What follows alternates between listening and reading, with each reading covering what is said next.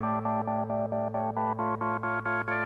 time for Reason. Don't do drugs or don't smoke because it's really, really bad for you, but we're going to raise taxes on cigarettes in the state, so that way when you go to school this year, you're going to get brand new books because we are going to use the tax money on cigarette sales. Now, I'm not against smoking.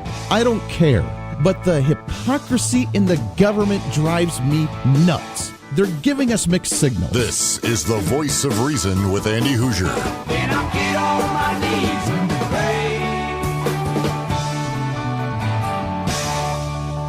pray, we don't get fooled again. Don't get fooled again. Oh, yeah, welcome into the Voice of Reason. A brand new week, a brand new day, getting set for the exciting time of the year, where we go the really long stretches without any type of break or holiday or vacation. That's okay. You know why? Because now is the time that we utilize all of our energy and our focus and our brain power on actually wanting to be productive to some degree. Welcome into the Voice of Reason. I am Andy Hoosier. It is a Monday. This is when we set the tone, where we wake you up in the morning the best way, where we get you excited for not only the day, but for the entire week, because that's just what we do right here on the Voice of Reason. Let's welcome to it. Let's get it started. Let's get it started in here. Let's get it started. Let's get it started in here. Let's get it started. Let's get it started in here. Let's get it started. Yeah, 316-721-8255, 316-721-TALK. If you want to join into the program, you are more than welcome to comment on whatever you'd like to today. A lot of things happening. It is a very big show today. I'm really excited as we are actually going to have more guests, I think, today in one show than we've had in a really long time in one show. Usually, I only like one guest a day because that allows us to have the guest, to be able to discuss the topic of the day, and then to be able to elaborate on it on our own, and then open up phone lines and so on and so forth. But today we have a lot of guests talking about numerous different things, so stay with me.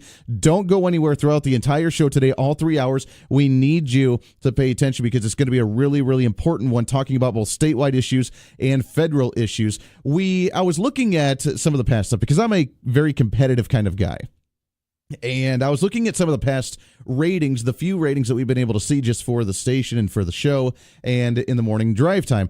And, we've been growing and we've been doing things. This is kind of a new show. It's only been around on the morning show for really about a year and a half now, a little less than a year and a half. We've been growing as a station. We've been really excited about this. I mean, here in Wichita for the KQAM area, I know that we broadcast in the first hour, especially in other markets as well, and especially on TV now with KGPT Channel 2610. And we've been looking at this, but one thing that stuck out to me, I was looking at these over the weekend, just the very generic things that we've been able to gather because we don't subscribe to the rating systems or the Arbitron or Nielsen or anything like that. So we get generalized ones, and we've been able to see a few things here and there. And one thing that I was very proud of that I was looking over this is that even though that we've been growing, one thing that was consistent throughout this entire time was the fact that listenership length. They always look at both how many people are listening at a time and how long you're listening. And from what we have been able to see is that who is listening to the show are consistent for the entire 3 hours of the morning show, which is unheard of for a morning drive because usually you kind of tune in, tune out. And for a lot of you, you're kind of tuning in as you drive to work and then kind of tune out a little bit, and you're flipping the station trying to find whatever appeases you in the morning and whatever your flow of the morning is. But we're at the very top when it comes to the length of listenership and how long you're actually listening, which is awesome. And I appreciate that very much because hopefully I'm keeping it entertaining for you, but getting you information that you need to know. So if you are going to listen for the entire 3 hours, today's the day to do it. Coming up at the bottom of this hour, we're going to replay our interview with State Senator Ty Masterson. He is Kansas State Senator. He's also the chair of the Truth Caucus that's happening up there, the conservative movement in Topeka, trying to advocate for conservative alternatives. So we'll play that interview that we had with him on Friday with the show, and looking forward to on Thursday, we actually chatted with him. So we'll play that interview at the bottom of the hour. In the 7 o'clock hour, State Representative Leo Delperdang is going to be in studio for about a half hour as well, chatting about some of the budgetary debates and educational debates and some of the latest happening in Topeka. At 7:30, we have actually Tony Gillette. He is one of the heads of the Kansas movement for the Convention of States. On Wednesday, and that's what we need to plug, on Wednesday, there's a big rally in Topeka. If anybody, no matter where you're at, is interested in trying to rally, because it is going to the committee hearings for the Convention of States legislation. And so far right now, they have 17 or 19 different co-sponsors, and the head of it right now on the sponsorship for the legislation is Senate President Susan Wagle. So that's really, really exciting news if you're into the Convention of States movement. I've been a huge advocate for it for a long time. I know a lot of the listeners have been so as well. So we'll talk about that at 7:30. And then at 8 o'clock, Congressman Ron Estes from the 4th Congressional District will be joining us on the phone talking about the big budget vote that happened last week, Thursday or Friday, early Friday morning, however you want to look at it.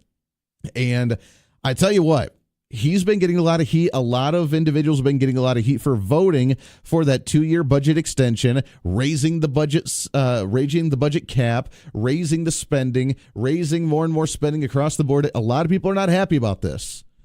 And a lot of conservatives who've even gone to D.C. to talk about budgetary reforms, including Congressman Ron Estes, voted for this bill. So we'll talk to him about the details of it, why he supported it, why he voted for it, and what the next step is moving forward. And I tell you what, Senator Rand Paul, who was the one that actually created the filibuster that shut down the government for a whole, 2 hours. Yeah, terrible thing, shutting down the government for that whole 2 hours. He is getting a lot of heat for that, saying that he's just grandstanding for his own political gain, that he went on a bunch of TV shows, that he's taken selfies with other House members because he's all about just promoting himself. It's not actually doing what's best for the country, and how terrible this individual is. This is the kind of attack, the personal attacks, that he's actually getting, and it's kind of pathetic. Just a little bit. It's kind of pathetic. I thank Senator Rand Paul for doing what he did, because you know what? We need to fight for every little bit that we can get. Do I like the fact that we just raised the spending massive amounts, $300 billion plus for the next 2 years? No, I'm not. Now, am I going to go after all the House members that actually voted for it in order to extend it? Well, I want to understand their mindset going into the vote. We need to remember in politics that there's more to it than just face value of a vote, of just one singular vote. Am I happy about it? Absolutely not. I don't like it. I wish that we would have voted no. I wish that as a Republican, we would have stood up as Republican values, and we would have cut spending. We would have begun our reforms, that we would have actually held the Democrats at bay, that we didn't have to use the Democrats. But the reality is that's not what happened. The reality is that we did have to compromise to some degree, because the Senate has a small margin and the Democrats are able to stop really whatever they want to in the Senate right now. Which means that not only the House would they have to abide by whatever they want to do, but they have to create a bill that's good enough for the Senate to be able to ram through with Democrat support. It's unfortunate. It's not our ideal situation, but that's the reality of it. So I do not take votes at face value. There's a deeper meaning behind many votes. There's a deeper political agenda behind many votes, and we have to look at the long term. One thing the conservatives seem to do that hurts ourselves, that hurts our movement, that hurts our agenda, is that we are too reactionary. We're too emotional at times, and we're too reactionary. When we see one vote that we don't feel goes in our favor, whether it is the amnesty for immigration, when we are getting everything else that we want to, but we don't like to compromise on that one simple thing. Do I agree with it as well? Absolutely not. But if we hear it, then instead of actually trying to understand the process of what they're going through, what obstacles they're trying to have to jump over, what they're having to do with the Democrats, unfortunately, what many Republicans that aren't members of the conservative movement or Freedom Caucus are about, and what they're trying to fight for, and the entire political chess game that is the landscape of Washington, D.C., instead of trying to understand all that, we're just reactionary and said, oh, I can't believe they did that. They've ruined themselves, and now I'm no longer going to support them. And we need to stop doing that. We really do. Myself included, because I've done that myself at times too, where you just get frustrated. You're like, I'm done. I can't deal with it. And I've cut the ties. It's like that individual in the relationship that's very easy to just cut the tie and just turn off because they've been hurt too many times in their past or whatever the case is. And one simple thing and, oh, done. I'm breaking up with you right here, right now, because you didn't make the dinner the way I needed. I mean, that's the kind of reactionary things that we don't need in society right now. We need to understand And we need to look at the long term. We need to look at chipping away. Am I happy with a lot of things they're doing? Absolutely not. You know me, I'm more conservative than, or just as conservative as anybody else out there listening.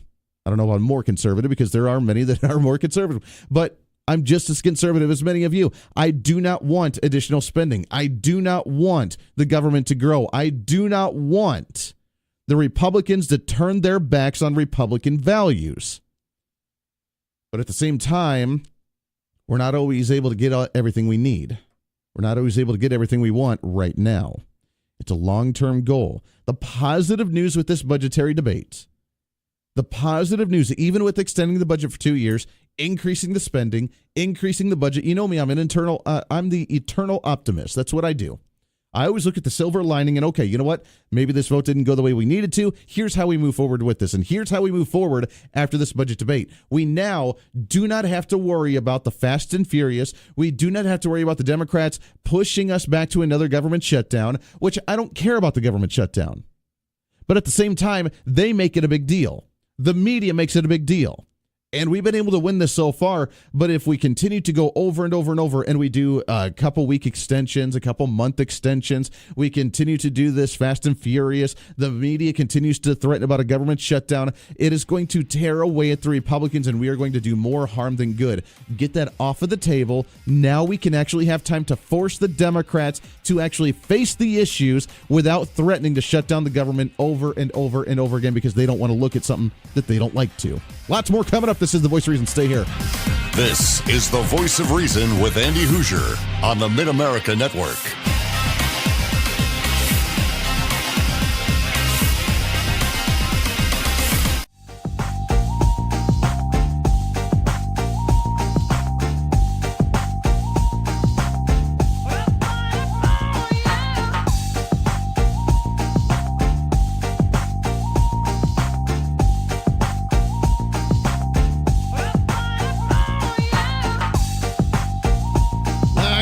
Welcome back into the Voice of Reason, broadcasting right here, hailing from Wichita, Kansas on the Big Talker KQAM, along with KGPT TV, channel 2610, broadcasting across the entire Mid-America Network. A good Monday morning to you. Starting it off the right way.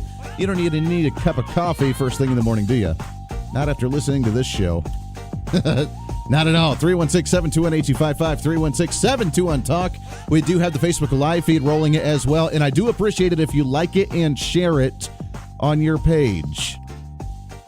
We do everything we can, but these weird, funky, nice little social media algorithms that try to block us, as I've heard many talk show hosts do. Now, look, I'm one that I'm not a big social media guy, so I don't know whether they're trying to silence me or not because I don't really care, because really social media is just the way to troll and just drive people nuts. But at the same time, it is able to get information out there. So I appreciate it if you do like it and share the page or share the Facebook Live feed. That way it's on your feed and then everybody else can see it on their wall, and it's a great thing. And then everybody can actually get the information that they really need to. So I appreciate that. Like it and share it. Just go to facebook.com/1480KQAM, or you can go to the page of any station that you're listening to right now and you can like it and share it from there. 316-721-8255. I don't know if you watched it last night. There's a lot of things that happened over the weekend. One of them, of course, being the Olympics, and I really don't care about the Olympics. I've never really cared about the Olympics. It's bringing the world together.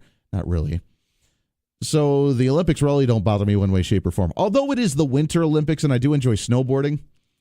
Coming from Colorado originally, living up in the mountains, I am a big snowboarder, and I really miss snowboarding, but at the same time, I don't really care. It makes no difference to me. The United States always does very well in snowboarding, and Shaun White or it's a few of the other crazy radicals, man, that are actually going out there in the mountain and snowboarding, they're going to do very well. They're probably going to get all the medals, and the rest of them really don't faze me one way, shape, or form. The skiing, fun, yeah. I would rather be doing it than actually watching it. So that's about all I feel about the Olympics. Although the grand opening, if you saw the opening ceremony on Friday, it was apparently a really big deal. And Vice President Mike Pence was out there, and then a couple of the LGBTQ members ended up saying that, eat your heart out, Pence, because they were there, and saying that they were not happy not only to represent the United States, but happy to represent the LGBTQ XYZ community, which I don't really care about again either. Makes no difference to me. I don't care what your orientation is, and the fact that that's what matters to you, all the power to you. And you know what? Does that change how you actually perform at the Olympics? By saying that I represent not only the United States, but I represent the LGBT community? Does that make you feel better? Does that make you feel all warm and cozy inside because that's what you are now? That's what you're known for? Who cares about your own personal achievement?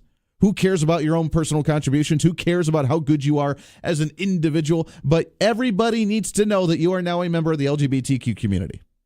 I don't get it. I don't see why that has to be the big, but it's, of course, because they wanted to hate Mike Pence. Because Mike Pence was there and being a religious conservative individual. Eat your heart out, Mike Pence. Really? Giving us the bad reputation before the event even starts. So that's my little shtick on the Olympics. I don't really care. Makes no difference to me. Maybe you watch them. I'm not a big fan of it just because I got more important things to worry about than everybody trying to compete for a sport. I do it for fun. I do it to enjoy because I enjoy snowboarding. That's about it. I don't understand it at all. The other big news, I don't know if you watched this last night, and I watched a little bit of it, and I just ended up yelling. I was doing so well over the weekend. I was doing so well. I had a great weekend. My wife and I had a great time. We went to the monster truck rally here in the Wichita area. The baby enjoyed it. It was a lot of fun. It was really cold, but we enjoyed our weekend. It was a beautiful, wonderful weekend. And then last night, literally about an hour before we go to bed, flipping through the channels and turn on 60 Minutes. And I don't know if you watched 60 Minutes last night or not, but it was the all-out full assault on the legislation for national reciprocity and being able to carry your firearm. That's what 60 Minutes was on last night. It was a full-on assault. And the quote-unquote lawyers and quote-unquote specialists that they had on 60 Minutes last night were what's the ideal for the NRA? Well, the NRA views a very radical view of gun rights in the country, thinking that the Second Amendment, just saying the right to carry, they call it their constitutional carry because the Second Amendment gives them the right to carry. And they believe, being the NRA, they believe in a very radical view that the NRA feels that anybody should be able to carry anywhere, anytime, at any place. And it's a very radical view. And obviously, the Supreme Court has said that's not the case. And therefore, they live in a very radical lifestyle. And they live in a very radical ideological world that's not necessarily ingrained into reality today. Because how dare you even think of the concept of constitutional carry for you to carry your firearm anywhere you want to, anytime, at any place? That's just nuts. And you can't be doing something like that because there's going to be lots of guns on the street, which means there's going to be shootouts at high noon. That means that there's going to be more mass shootings all over the place, even though they don't even look at the fact that all the guns that are used in these things are stolen or non-registered to that individual, and the individuals that actually go through the legal system actually don't do the actual shootings. So, forget all that stuff. The fact that there's more guns out in the streets and that the NRA and all these radical gun rights activists want constitutional carry, which is completely absurd because the Supreme Court told us that's not the case. If they told us that's not the case, then they didn't interpret the Constitution very well, did they? Just saying. And then I got my blood boiling, and then I had a hard time sleeping. It was just downhill from there. Why? Because I had to watch stupid 60 Minutes right before I went to bed last night, and it really angered me. Got some calls on the line. We'll get to you as soon as we come back. Also, I'll play our interview with State Senator Ty Masterson coming up. It's a Monday right here on The Voice of Reason. Stay here.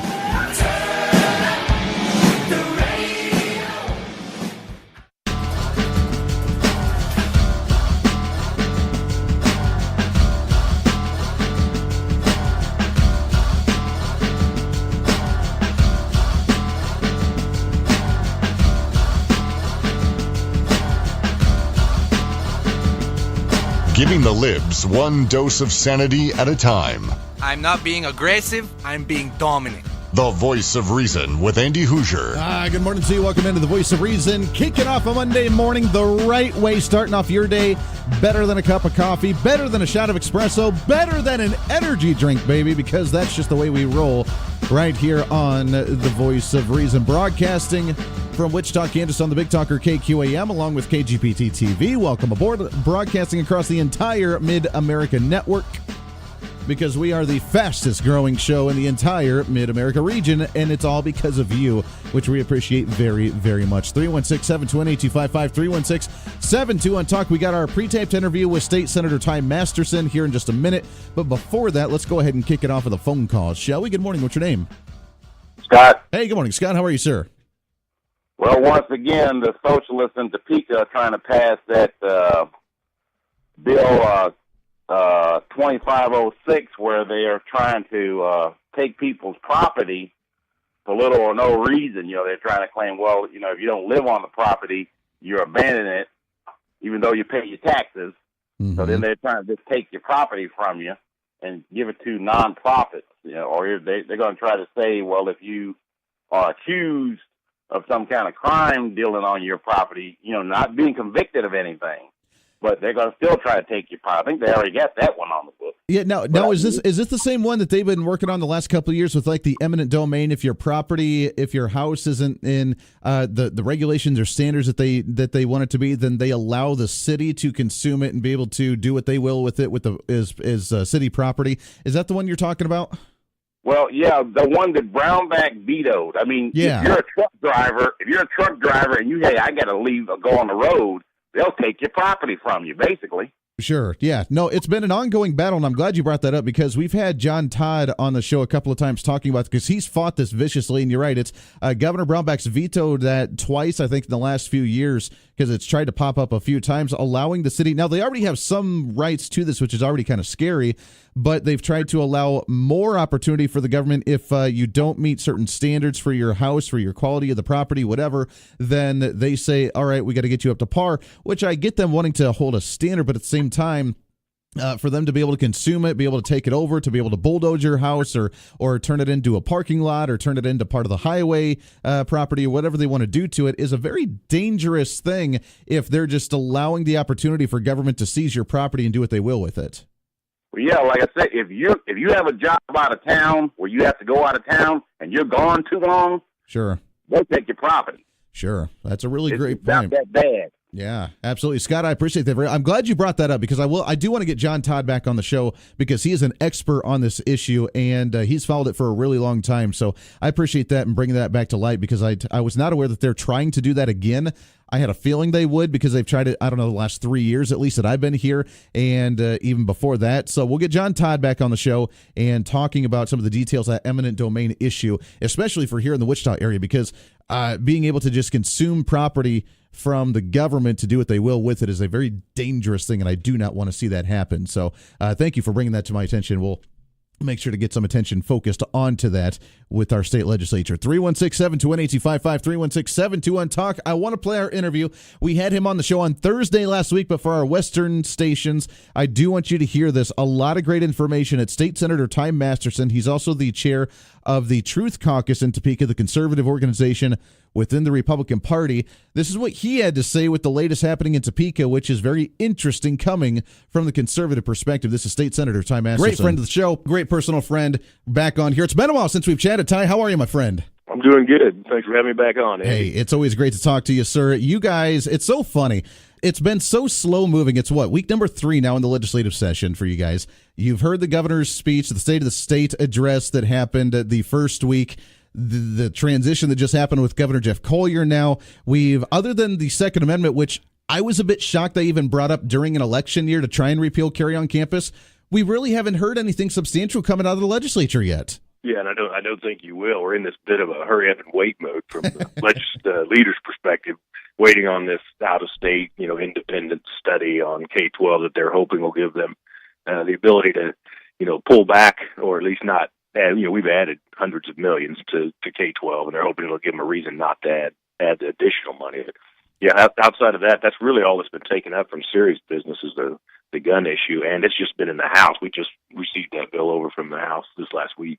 I don't understand why they went to the guns tonight. Let's talk about that first before we move on. But first off, we saw it sounded really good at first. They said, oh, look, state reciprocity. You can go to other states and carry your firearm. The people can come to the state of Kansas and carry their firearms. It's going to be great. We're going to have state reciprocity while the federal government's talking about national reciprocity. We can have state reciprocity. Then they build on and top of it and on top of it. And say, let's extend it down to 18 years old and start getting a permit. Then we can start moving towards more individuals getting permits instead of the constitutional carry. Then we can start doing the complete repealing of carry on campus, and to the point to where I didn't even recognize it as a pro Second Amendment bill. Yeah. But if you were up here and saw what really controls our legislature, it wouldn't surprise you at all. The majority is on the left, and they're looking for every cracked open door to go the other direction, and doing everything from those types of amendments on gun bills, even in committee, trying to pull out unique rules and overrun, people that are in control of the committee to get their agenda done. So it's really not surprising. I was glad to see efforts done on the Second Amendment, but sure it wasn't surprising that you'd have the left stand up and try to take it the other direction. But even during an election year, I mean, we had in the House, at least, when they voted on this, 17 out of the 53 that voted for the bill were Republicans, which is not going to do well and bode well with the NRA rating for them when they try and go back to their constituents and say, hey, please reelect me because I'm going to support your Second Amendment rights. Actually, I mean, there's such a level of boldness up here by the left. I mean, it's interesting. I mean, a lot of these people are brand new, and they haven't been held accountable yet for their votes, right? A lot of those people that come in are relatively new or in very liberal districts. So I was actually glad to see some of them cast an honest vote, right? There are those that won't cast it in an election year, even though that's who they really are. So it'll be, I hope there's a lot of education done in these districts in the 2018 elections, and you see a different House. Sure. Well, on the Senate side, since, we talked to the House members quite a bit, but you coming from the Senate side, this bill could potentially go somewhere, do something on the Senate side. Is there an opportunity to try and recraft it and make it more basic of just allowing state reciprocity? Could we see something positive come out of this in the end? Yes. I mean, so the short answer to that is it'll actually get assigned to Federal and State Affairs. It's a committee I'm on. One of the few committees that has it almost straight even, but with the chairman, we will strip that amendment out, and then the trick will be, can we get it off our floor? Because the Senate's also a left-leaning body at this point. So, but there might be some things since it's passed the House already. It's what you call up here in the wonky world conferenceable. So I think in the end you'll see something that comes off the end that doesn't have that amendment in it. What's your take on yesterday? Governor Jeff Colyer spoke on what he saw as what he wanted to see for education spending. He had talked about, and really I saw a lot of correlation between his speech yesterday and the State of the State address from Governor Sam Brownback with the phasing in of educational money over a span of time, trying to set hopefully potentially an amendment to try and hold the Supreme Court at bay when it comes to education finance so we don't have any more litigation, wanting to try and work together. What do you think so far of the transition between one governor to the next and how that may play out with some legislation getting to the governor's desk this year? Well, what's going to be really interesting is, since it is an election year and he's choosing to run, I mean, there's a bit of a test drive here with him as a governor. So it'll be interesting to see how he tries to separate himself and create it. So I really don't know. I did like the strong parts of that speech where, we've been doing this litigation for 50 years. He named the past governors and it must stop. So that was strong. I wish he'd have stayed there.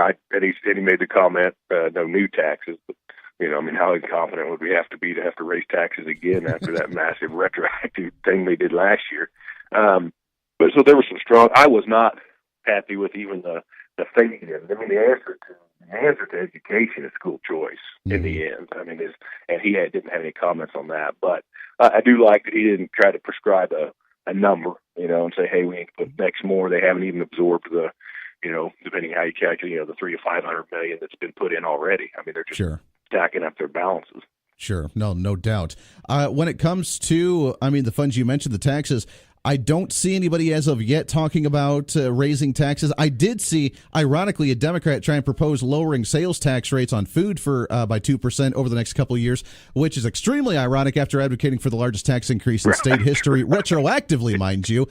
I don't see that going anywhere. Do you see any change in tax rates up or down this session? I really don't. I think you'll see lots of talk about it, particularly from the left, and particularly from those that actually voted for that massive retroactive piece last year.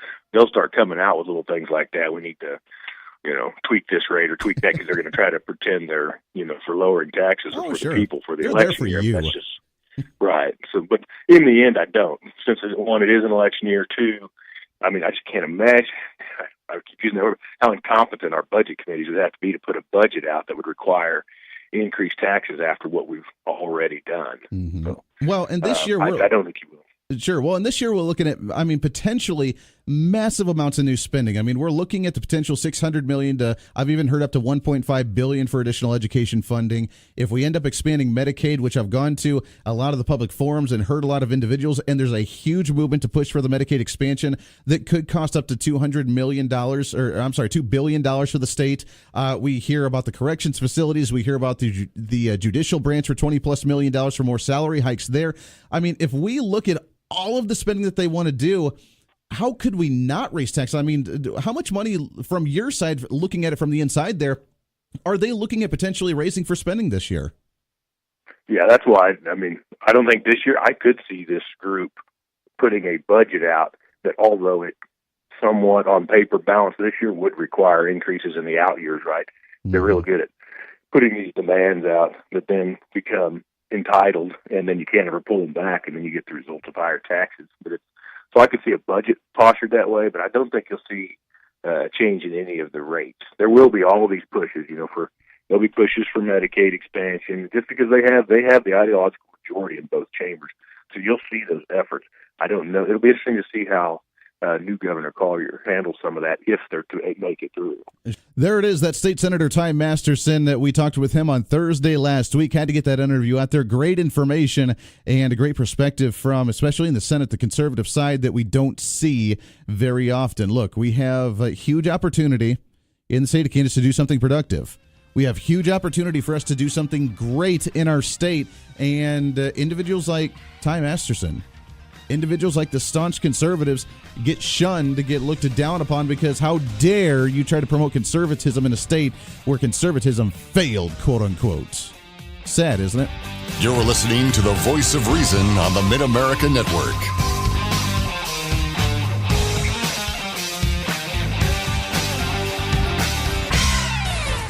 The vast majority of customers who make Wichita RV their last stop shop no more. And here's the reason. For over 25 years, Wichita RV, now with 2 locations in Wichita, has been serving Kansas and surrounding states, providing a superior sales experience in both new and pre-owned recreational vehicles. Right now, if you've even thought about looking, you owe it to yourself to check out Wichita RV's late winter sale of 2017 holdover models. Brand new units, blowout prices at Wichita RV. Learn more at wichitarv.com.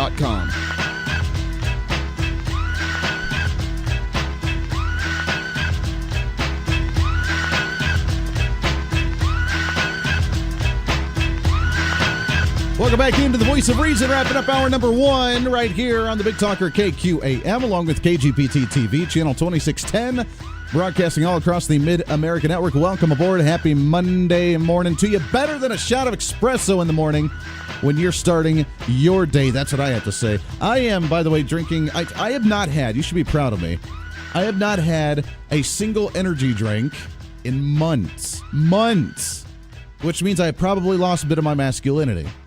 Just saying.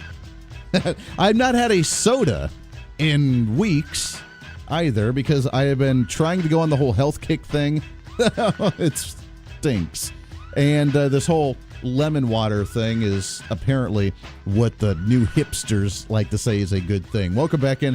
316-721-8255, 316-721-TALK. Coming up after the top of the hour, in hour number 2, State Representative Leo Delperdang going to be joining us in studio for a bit, talking about some legislative updates before he heads up to Topeka. So a lot of great information there. Also, I have not even read yet the executive orders from Governor Jeff Collier that he had done before the end of the last week with transparency issues for the governorship. Now, we need to look at transparency across the board in a very severe way, and this may be something that we'll talk with the state representative coming up in hour number 2 as well. But there is a story that popped up from the Kansas City Star over the weekend. Kansas lawmakers used secretive maneuver to pass nearly a quarter of laws last year. And the way they craft it is that it starts off with bills that has one agenda that's going towards one thing that says that this is what they want to do. And by the end of it, it's a totally different bill with a totally different agenda based on amendments and repeals and this and that and the other. And it's something completely different. It kind of reminds me of what we just went through last week with the gun bill in the legislature.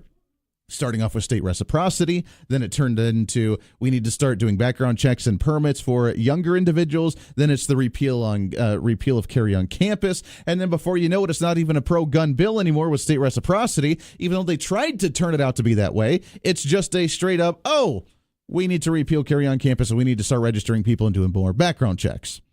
And that's what it turned into. And it started off as something positive and ending as something negative. How many times have we seen bills like this? Now, we are seeing, I guess, some better transparency in being able to see who's actually co-sponsoring bills, which I do like and enjoy that aspect to it. I do want to see more votes coming from the committees, not just from them on the floor, but I want to see who's actually voting for things in the committee. I want to see a lot of the actual names that are on the bills, like we mentioned with the co-sponsors. I want to see those things so we can see transparency from the legislature. Now, the executive orders from Governor Collier were executive orders for transparency from the governorship, but we're still missing an entire branch of government, are we not?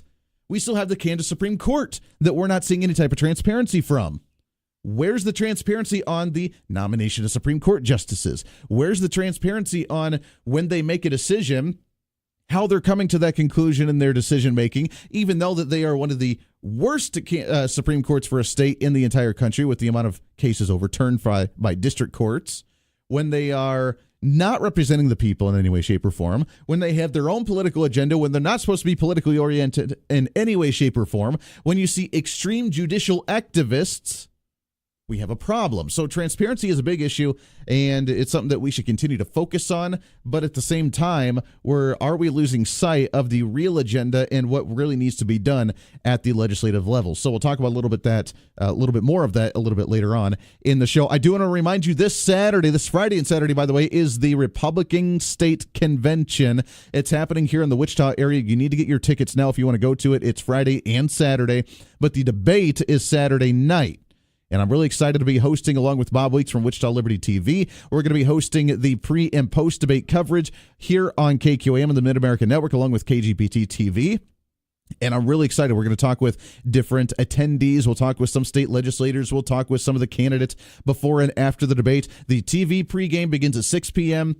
here on KQAM and the Mid-America Network. On radio begins at 7 o'clock. The debate starts at 7:30, and that'll go to about 9:30-ish, and then we'll recap it and cover it until 10 o'clock at night. So coverage begins both on TV and on radio on Saturday. TV begins at 6 o'clock. On radio starts at 7. The debate starts at 7:30, and I'm really excited to be joining, along with Bob Weeks from Wichita Liberty TV, and being able to do the pre- and post-debate coverage. This is the only place you're going to be able to get it, which makes it that much more exciting. And for the radio side of this, by the way, we do want to thank our sponsors so far partnering up with this, which is Heartland Avionics, Augusta Flight Center, Croft Lumber of Heston, Phil's Coins, and Kenton Roxy's Spectacle Shop. So appreciate those guys for broadcasting the radio side of that and being able to partner up with us on that coverage. That's going to be Saturday night, starting at 7 p.m. on the radio, 6 p.m. on TV. Don't miss it, because this is the very first gubernatorial debate for the Republicans in a very heated race. Hour number 2 on the way. This is your show. It's time to speak up, speak out, speak loud, speak proud, speak the truth, and always speak some reason. This is The Voice of Reason. Stay here.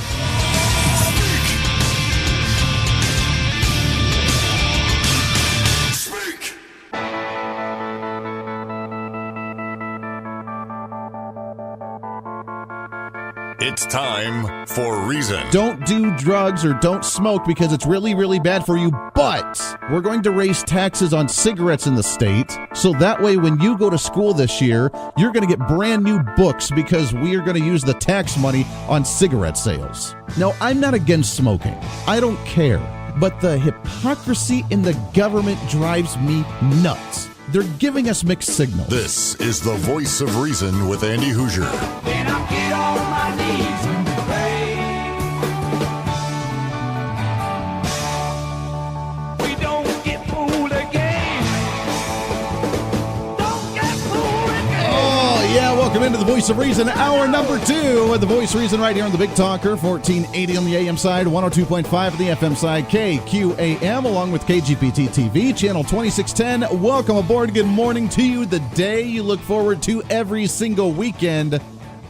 Or wait, is it the other way around of not looking forward to it? Either way, it's here, and let's make the best out of it that we actually can, right? It is a Monday. It's time to set the tone, not just for today, but set the tone for the entire week, get you pumped up. You don't need that extra shot of espresso. Why? Because you have a show like The Voice of Reason. Let's start you off.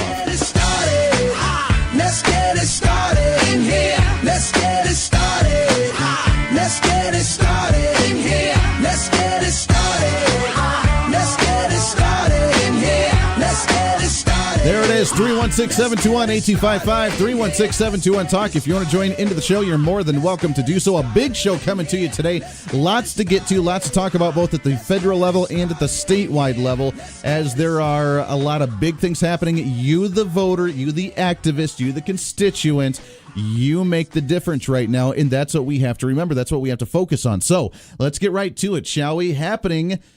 This is week number 4, I think, of the legislative session up in Topeka, which the question is, what all have we gotten done and what all have they tried to advocate for, which is, to me, I guess it's a little concerning, the fact that the little bit that we have talked about at the federal or at the state level has been not the most conservative. So let's get perspective from inside, and State Representative Leo Delperdang in studio. Good morning, sir. Good morning, sir. I appreciate you having me on here. It's great to get you back on here. Now, I know that you're about ready to head back up there, so we appreciate you swinging by beforehand, because you guys have been busy to some degree. Oh, we've been real busy.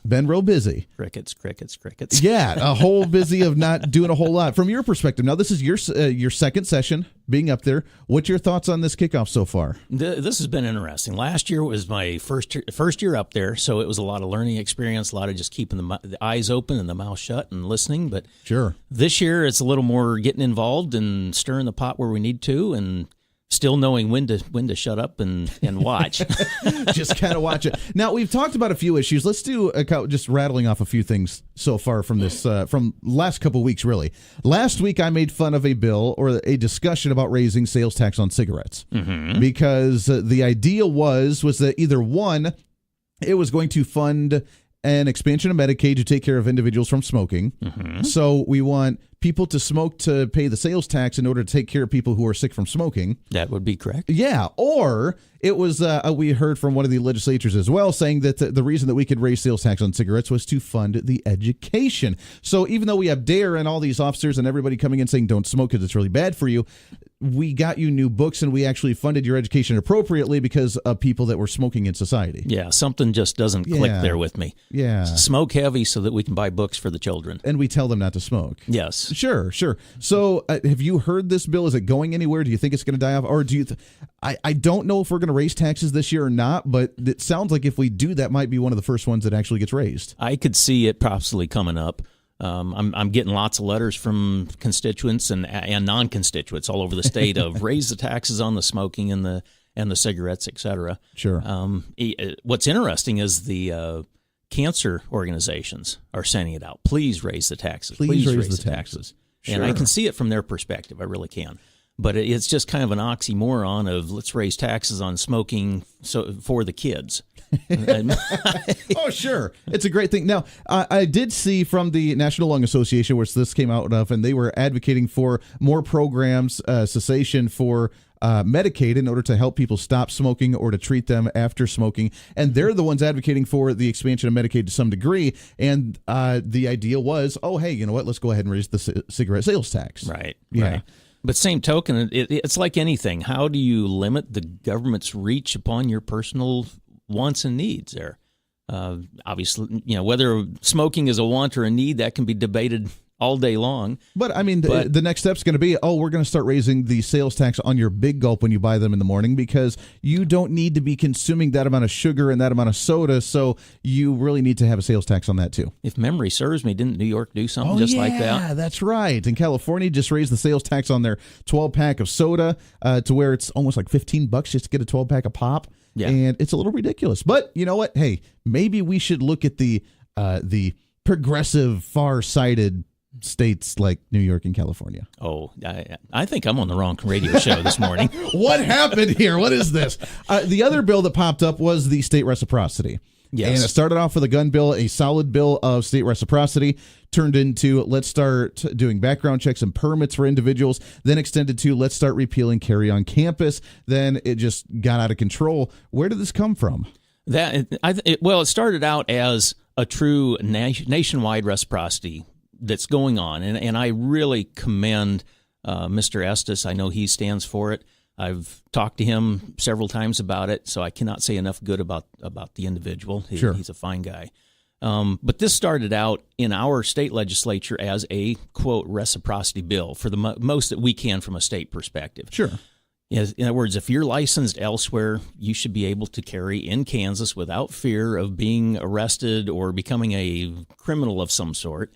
And then we looked at it, and I believe the number was there was, I think, 13 states whose licensed individuals could be licensed as young as 18. So the question came up, okay, if we allow other licensed state individuals in Kansas, our minimum age is 21. What happens when you get a 19-year-old who is licensed in another state and he's carrying hair? Sure. Is that legal or not? Well, it should be legal if they've been through the background checks and everything in another state. So the efforts went through of let's change Kansas laws to match the other states just to make it more simple. Sounds good. Which on the surface sounded really good. Sure. But as soon as you do something like that, then the debates opened up and you had other things coming in trying to, you had the Democrats trying to abolish the campus carry. That got voted down. Yes, I voted for the Constitution. I voted for the Second Amendment rights. And I will say openly here, I'm a regular carrier. Sure. So did what we had to do there. Exactly. It turned in from it sounds like a really good bill to a not so good bill in any way, shape, or form because they wanted to tag on too much of it in that degree. Now, again, I love the idea of being able to allow the younger individuals to do so. And along with that, then we see the discussion that came up last week as well about wanting to create more curriculum and courses for gun safety training within the classrooms. And I had no problem with that. And that sounds fantastic. Absolutely. Yes, it does. But right away, on the left side, it's the focus on the big bad NRA. Take the NRA picture out of it. Anytime you can get education on something like this, I don't care if you never carry or never touch one, if you've got some knowledge about it and something comes up where you need the one in your life or you come across one, maybe you just might know what to do. Did you see the 60 Minutes expose last night on national reciprocity? I did not. Oh, it was you would have had your blood boiling. It was ridiculous. We got a caller on the line I want to take here as well, but it was interesting the fact that they had these legal scholars on there talking about the radical view of the NRA and these gun advocates, saying that they believe in what's called constitutional carry, where they think the Constitution, with their right to carry shall not be infringed, means that anyone can carry it at any time in any place, and the Supreme Court just doesn't allow that, and that's just a radical view from gun advocates, and they just don't live in reality. Okay, and I know you got a call coming. I would like to talk a little bit more about that, just from some letters and emails that I have received. Let's do that in a second here. 316-721-8255. If you do want to chime in, ask a question to State Representative Leo Delperdang, District Number 94. Let's take a phone call, shall we? Good morning. What's your name? Good morning. This is Sean. Sean, good morning, my friend. How are you? Oh, doing well for a Monday morning. Hey, my question for your guest is this. It seems like Washington comes out with, some of the dumbest bills known to mankind. It seems like lately Topeka's been putting it into an art form. And my question on this one is the issue of raising the age for being able to run for governor. And it just strikes me as odd that we want people to become more involved in politics, but yet we want to isolate and protect the politicians that are in office or the friends of the politicians that are in office. And it just seems to me that we should be encouraging these kids. They're not going to get elected. Let's not worry about that. But they're going to bring ideas and shape the discussion of politics in our state. And we need to encourage these kids to get involved. And why not allow them to get involved when they are 17, 16 years old? No, they're not equipped to become governor, and no, they're not going to become governor.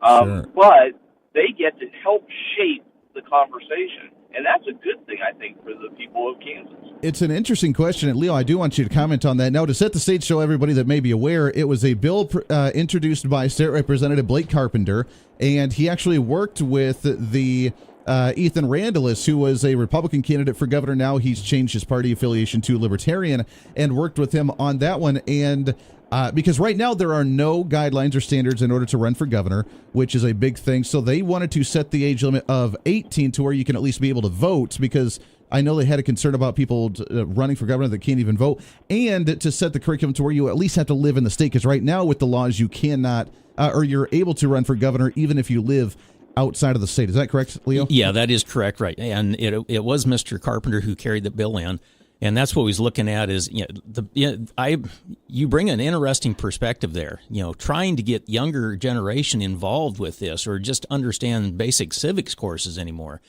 But yeah, in order to run for governor office, they should be at least old enough to vote. And the other concern we had, there was rumors floating of an individual, I believe out of Boston area, who was thinking about running for governor of Kansas because there was no regulation saying you had to be a resident. Wow. So you get somebody with a lot of money, they can fund it and go for it. And it's talk about a quick way of bringing East Coast politics into our state. That'd be a little concerning. And Sean, I'm right there with you, my friend. I think that we do need to get the young generation as involved as much as possible. Do you agree with the idea of at least setting it to the age of 18 so they can at least be able to vote if they are running for elected office? No, I really don't. And by the way, I'd be on board by saying you actually have to be a resident of Kansas. Sure. Let's get that loophole fixed and filled, and that way it's not even I have to worry about a young kid from Boston doing it. I now have to worry about some Kennedy deciding that they needed to run for governor. Maybe it'll be Joseph Kennedy III, and he'll run for office here. Yeah, yes. With his waxed up mouth. But I think getting kids, or anybody for that matter, their opinions count, and no, they can't vote yet. We have set that as a nation, as 18 as being the age of reason or whatever we want to call it. But I think getting them active, the best way to do that is allow them to shape the discussion. And by the way, just them running is shaping the discussion today. Sure. Mm-hmm. We are talking about it right now, about kids in politics. Absolutely. And I'm glad you brought it up, because where have we gone wrong? Where have we gone wrong with allowing that? You're absolutely right. I mean, I just saw a story that I was going to announce today as well, that another 20-year-old who's working in the field, just graduated high school, it's in beginning stages of college, has announced that he wants to run as well as another libertarian. So you're right, the young generation, it's so great to hear them speak up and actually want to be engaged and active. So I'm right there with you, Sean. I totally understand. I mean, I see the argument of wanting to at least have them be a certain age to be able to vote if they're able to run for office, but I totally get it. So I appreciate that very much. Leo Delperdang, State Representative. Let's take another phone call, and then we'll take a break here. 316-721-8255, 316-721-TALK. Good morning. What's your name? This is Jim. Good morning, Jim. How are you? Oh, I'm doing great. Well, listen, one thing when everybody's talking here in Kansas, and particularly Kansas legislator, Article 4 of the Kansas Bill of Rights is the particular controlling state right to keep and bear arms. And we changed that. We amended it in 2010. 88% of the people in Kansas voted to remove the limiting language and make it clearly state it's the right of an individual to keep and bear arms. Mm-hmm. And we already have reciprocity with every other state.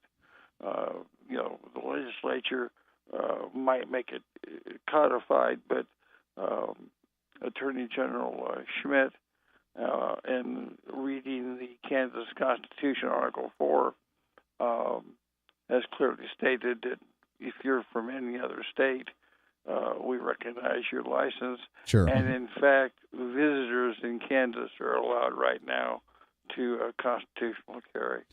That's a great point. Yeah. I tell you what, let's take a break real quick and let's have you comment on that, because I know the gun issue has been a really important one when it comes to the state reciprocity, along with the argument at the federal level with the national reciprocity. Again, if you did not see it, there was a 60-minute expose yesterday that it just drove me nuts. It just drove me nuts. So we'll talk about that when we come back here. We got a few minutes left with State Representative Leo Delperdang. Your thoughts and calls. Got some more calls coming in here. We want to get to you as soon as we can. This is The Voice of Reason. Stay here.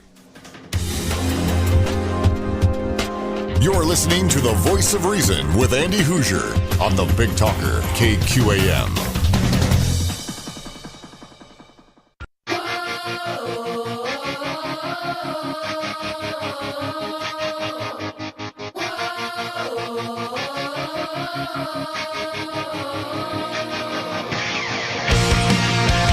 Welcome back into the Voice of Reason, 26 minutes past the hour. Appreciate you hanging out with us today. After the bottom of the hour, we're going to have Tony Gillette with the Convention of States movement. Really excited to talk about that, as there is a rally on Wednesday as the Convention of States legislation goes into committee hearings, and we'll talk about that coming up in just a little bit. But right now, State Representative Leo Delperdang in studio, District number 94, with just a few minutes left with him. And the big issue, it seems like right now, has been the guns. When we, and just a bit of a recap with the legislation that started off with state reciprocity and turned into more of a, let's start doing background checks on everybody and repeal and carry on campus. And now we're seeing the national movement with national reciprocity. What's your take on this entire discussion and debate right now? Well, my overall, from a real high level, I think if you've got a concealed carry license, my opinion, it should be looked at just like a driver's license. When I drive from here to Nebraska, it's still a valid license. Sure. When I drive from here to New York, it's still a valid license. Even though we've heard just recently, there was in the news about a female, I believe she was out of Colorado. She was in New York getting ready to take a flight. She checked her gun, unloaded in locked luggage. She checked it with the TSA, as you would supposed to do. Sure. And she ended up getting arrested for it. And it was simply because of New York gun laws. Now, she's a model citizen in Colorado, and suddenly she's going to be a potential felon in New York. Why is that? Why is that? We've heard stories like this all the time of the individual that actually walked into a hotel in New York City, went to the security officer and said, look, I'm from out of state. I have my concealed carry. I just wanted to let you guys know that I have it with me. And they arrested her on the spot. Yes. Just like that. And it's just wrong. Wrong. I look at it there. This last summer, I took some trips up through Wisconsin and Iowa, et cetera, and you know the laws, and I carry. Sure. We went to this really neat little quaint town down in Illinois. Well, suddenly in Illinois, if I get caught, I go from model citizen and legislator of Kansas to a felon in Illinois. And it makes you stop. It makes you turn around and just not want to spend your money there is what when it does. When are you going to get your tattoos in there saying that, I experienced Illinois. Yeah, that's right. Yeah. It's funny you bring that up because now we have State Representative John Whitmer on the line with us. Uh-oh. John, what's going on, my friend? You just have nothing but these crazy crackpot conservatives on your radio show. I am a bit of a radical. What can I say? That sounds like somebody calling in right now. It is not fair and balanced. I'm very disappointed in you. This is true. You were the one that actually originally put this bill up onto the floor, correct, John? Well, I carried it. Leadership's the one that put it on the floor, but yeah, I carried it. Leo has been a solid Second Amendment guy, so he helped. He came down to the well and spoke in defense and helped us defeat some of those left-wing amendments that we had. And I imagine we're going to have this debate again before the session's through, I'm sure. Yes, we will. And thank you for the comments, John. And I was proud to come down to the well on this one. It's one I had prepared for some time. That'll be $5. Okay, I'll pay you later, sir. Hey, so Andy, I got a quick question for you. Yes. One of the amendments that was tried in that committee on the age deal, and I'm curious if your listeners, if they pine in, I'm driving back to Topeka here, but one of the thoughts that we had was to raise that age to 25, the standard age for running for Congress. Some of the statewide offices, like Attorney General, you have to have a doctorate, you have to have a jurisprudence doctorate, so you've got to at least have gone through college and advanced degrees beyond that. So 18 is all well and good, but some feel like, you should be out of your parents' basement and know how to pay a bill and hold a real job. It needs to be higher than that. I tell you what, I'll answer that when we come back. Got to take a hard break here, but John Whitmer on the line, Leo Delperdang in studio. Appreciate you guys jumping on here with us. Leo, we'll get you and John, both of you guys, back on the show again here real soon. Good times. Got to take a break here when we come back. Tony Gillette going to be joining us here for the state conventions.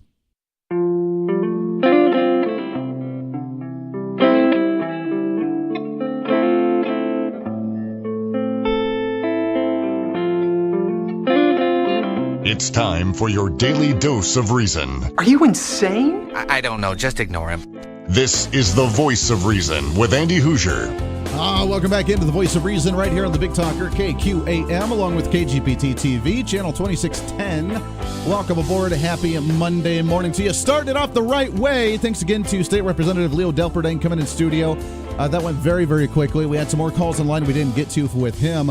Also, State Representative John Whitmer calling in as well. And just to briefly answer his question before we move to our next guest, the question was, and for many of the listeners, was the idea of setting an age limit for individuals running for office and especially running for the governorship. And we've already heard from one listener that said we shouldn't have any age limits. They're not going to win. They're not going to have a chance, but let's get the young generation engaged. Here's what I would like to see. I personally, and I know that Sean, disagrees with me on that front, but that's okay. I personally like to see the age of 18. Just if you're going to run for governor, at least be the age to vote. Now, that's not saying that I don't like the idea of younger individuals like a 17 or 16-year-old running for office. I think that's very much needed. I think that they need to be politically engaged. I think that they should have their eyes set on a more realistic position. Run for a city council membership. Run for a county commission. Run for even the state legislature. Run for a position that maybe isn't the head of an entire branch of government like the governorship. That's very, very difficult to get into in the first place. Be engaged, be involved, but let's do it a little more realistically. I would vote for a 16-year-old state representative if they had the great ideas. I would vote for a 16 or 17-year-old running for a city council position. Absolutely. Let's get them engaged. Maybe just not the governorship. Let's have a little bit, if you're going to be the governor, then there's a little bit more to that, I think, and that maybe we should have a little bit more of an age requirement or mindset to that. And of course, as we all agree on the fact that you actually need to, live in the state to be able to, represent the state that you actually want to represent as governor. So that's my take on it. If you want to talk about that, you're more than welcome to do so in a little bit. Coming up in the 8 o'clock hour, Congressman Ron Estes is going to join us to talk about the budgetary vote that happened last week. I know a lot of people are up in arms about it, and we'll get a little more detail on what he thinks on the support of the budget bill and what the next steps are and where to go about from there. But right now, I'm really excited. Let's get right to the phones. As you know, we've been a big proponent on this show. We've talked with former Senator Jim DeMint, who also headed up the Heritage Foundation, now working with the Convention of States movement. We've talked with Mark Meckler many times on this show. We've talked to many individuals talking and trying to push and advocate for the Convention of States movement. Article 5. And the Constitution mentions that you have the right for 3/4 of the states to convene and create legislation for the federal government, meaning that the states have an opportunity to actually limit the federal government, put caps on the federal government, and hold them accountable for their actions. And that's what this convention's all about.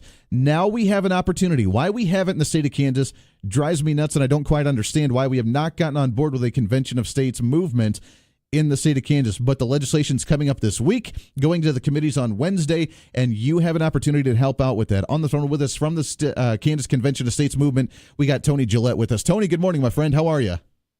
I'm doing great, Andy. Thanks for having me on the show. Oh, doing great. I'm glad you're able to be here.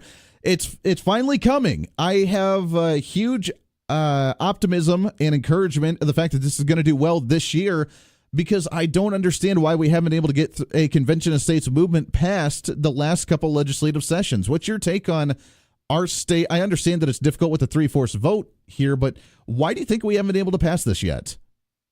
Yeah, Andy, that's the real interesting thing. I think Kansas is a bellwether state for not only our movement, but for just the national movement of what will happen for Convention of States as we move forward. As you know, 12 state legislatures have passed a call for the Convention of States so far, Article 5. And in Kansas, because we have in our Kansas Constitution, and if I'm correct, Kansas and Illinois are the only two states that require a supermajority vote in our state constitution to pass a petition, which we are. Not a bill, we're a petition. So that's kind of the extra hurdle that we have to go over. 2 years ago, we were in the House, and we fell just 7 votes short of that supermajority. We're 77 yes, 47 no's. So we were really, really close 2 years ago. Last year with the changeover in the legislature, there was just so much re-education, I'll call it, that we had to do with a lot of new legislators. And I think your previous guest even mentioned earlier that, there's a lot of listening and learning that goes in when you first come into legislature. So we understand that. So this year, we kind of changed the strategy a little bit. We're going into the Senate this year. A lot of senators have been representatives in the past. They're a little more familiar with our effort. And so we're cautiously optimistic that the Fed State Committee on this Wednesday at 10:30 with our hearing in room 144 South is going to come out in our favor, and we'll get a great opportunity to hopefully go to the floor of the Senate this legislative session. Well, it is really encouraging, the fact that it's, as you mentioned, coming through the Senate first. 19 co-sponsors on the bill, including Senate President Susan Wagle, that hopefully will be able to drive this home, because if we can get through the Senate, I think it's going to be a little bit easier to be able to pass it in the House. So get through that hardest obstacle first, which is good. So it's going to the committee this Wednesday. What can people do to help you guys out if they want to be involved in this? Because I know a lot of my listeners have been really interested in this convention of states this year. Yeah, it's a great question. I appreciate that. There's obviously a couple of things that everybody can do. If you're interested in and you're frustrated with what's going on in the federal government today, and last week being another great example of passing a budget that's just, in my opinion, out of control, you can go to conventionofstates.com, sign the website. That lets your legislator know that you're in favor of this movement. And there's tons of material, videos, articles, things that you can learn. We actually put the pros and the cons on there, so that you can make up your own mind and then join the movement. But this week, what could be sweeter on Valentine's Day than come into the state capitol and go to a Senate hearing? So at 10:30, we're gonna be there on Valentine's Day, and it's just a great opportunity to connect. We really hope that your listeners and our supporters will join forces. Mark Meckler will also be in the state. He will be one of our featured speakers on giving a testimony, as will I and several other supporters of our movement here that are Kansas residents. So how exciting. We're excited about that. But the best thing that your listeners can do is if you can break away, and I know everybody is working. Most conservatives, anyways, are working. We like to take a day off, come on down to the Capitol. Come to the People's House of Kansas. It is the most, if you've never been there, it's the most open place you can be. It's a little bit intimidating when you first walk in, but it's a very open place. And I think our legislators in this state do a really fantastic job of being very welcoming to their constituents and responsive to your constituents. So if you want to make a difference, that's the place to go. So join us this Wednesday. Sure. Talk a little bit about the convention itself. Again, I heard a comment from an elected official out in California talking about the convention of states and how they said that it was the worst thing that anybody could possibly do, because the states would be able to run rogue and be able to do whatever they want to, and it's a very dangerous thing, like, being able to get rid of gun rights. So conservatives, how could they even ever want to back something like a convention of states movement, because we could just repeal guns, or we could give everybody guns, or the fear factor of what could happen with a rogue, out of control convention with all the states doing whatever they want to. Obviously not very understanding of what the convention actually is, correct? You'd be absolutely correct on that. And those are the falsehoods that are out there. And actually what I'll be speaking on Wednesday is the fear factor. What's important is language. Our Constitution, the language in our Constitution just as important, that allows the states to have a collective meeting to call a convention to propose amendments. We didn't say it was going to change it. They could propose amendments. So remember that in Article 5 and in Section 2, it allows the states to collectively do what Congress can do. Now, we know Congress is never going to propose term limits. They're never going to propose limits to their own federal power and jurisdiction. And they're certainly not going to put fiscal restraints on themselves. So this is a way to go around the federal Congress, go around the president, go around the courts, and have a meeting. This is a meeting of the states, convention of the states. It's using the exact same interstate process that was used over 40 times to create this country, and then thereafter. We just haven't done it recently. Not since 1912 have we been, thinking that the states should get together. And I had a great conversation with somebody last week, and they said, it's kind of like a board of directors of a major CEO that haven't met for 100 years. And so that's kind of what we feel that this convention is all about. So the process is that 3/4 of the states, the state legislatures, that means the Senate and the House of each and every state, except for Nebraska, because it's bicameral, must approve this call for the convention. Then there's a convention's called.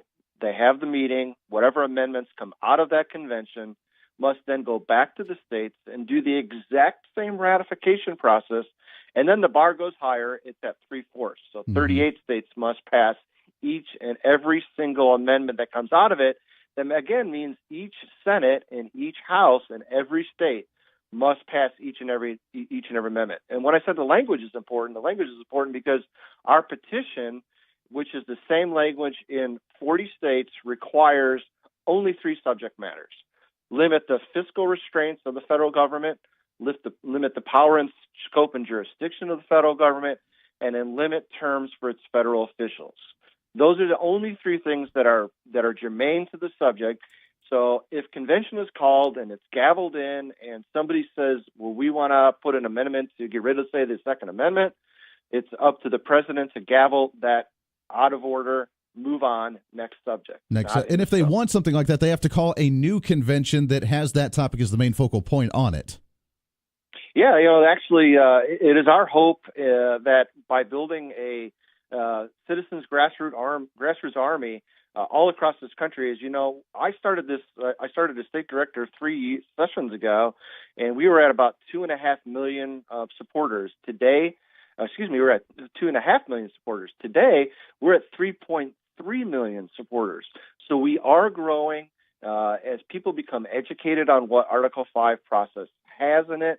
It's the constitutional process to allow the state legislatures to rein in the federal government. Mm-hmm. Well, it's very exciting that we're actually talking about it in the state of Kansas. It is a long road. It takes a lot of time to do this because, I don't know how we're going to get 38 states to actually agree on something in a unified voice. It's very difficult to do that, but that's what this convention's about, is to be able to get us together, talk about it, and then be able to, and you would think that even progressives would want to be on board with this, especially with a Republican-led administration right now, with them wanting to try and limit the power of the Republicans at the federal level, that they'd be all on board with the convention of states trying to limit the federal government's authority. You would think they'd be okay with that, but for some reason, we don't see them jumping on board as excitedly as we are. That's the interesting thing. I think this is the most nonpartisan thing we can really find. We do have Democrats. There are still Democrats throughout the country who are constitutionally leaning, and they do support our effort across the state. I actually had a Democratic legislator who will go unnamed at the moment, come up to us and say, I'd vote for you for this, but I don't see that there's enough of my fellow colleagues that would go along with me.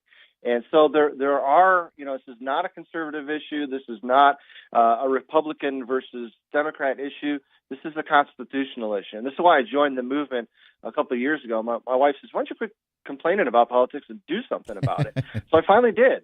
Sure. Careful what you wish for. Careful what you wish for. They throw you in there pretty good. And now look at what you're doing, moving and encouraging others to do the same with this movement. One more time, we got about a minute left. Tony Gillette with the Convention of States. The bill or the legislation going towards the committee on Wednesday. What can people do to help you out? And what are you guys doing up there on Wednesday and Thursday?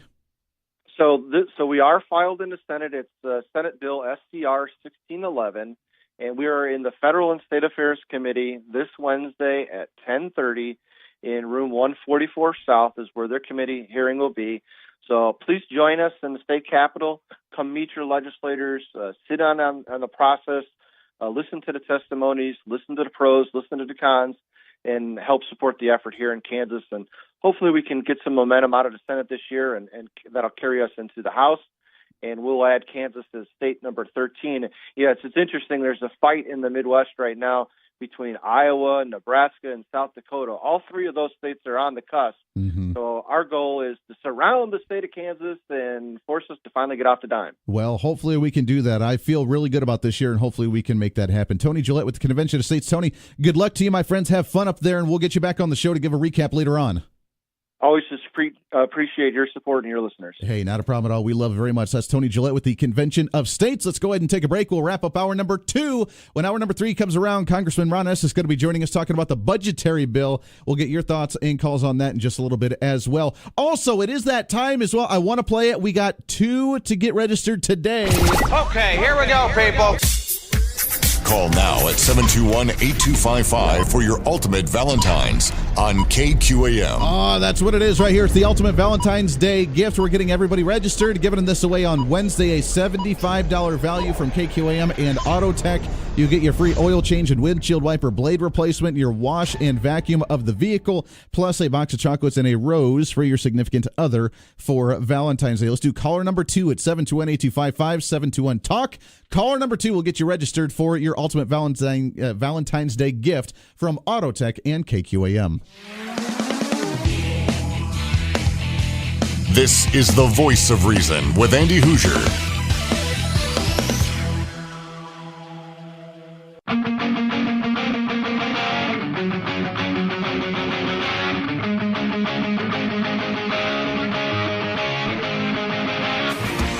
Welcome back into the Voice of Reason, wrapping up hour number 2. Coming up in hour number 3, Congressman Ron Estes is going to be joining us talking about the budget vote that they had last week.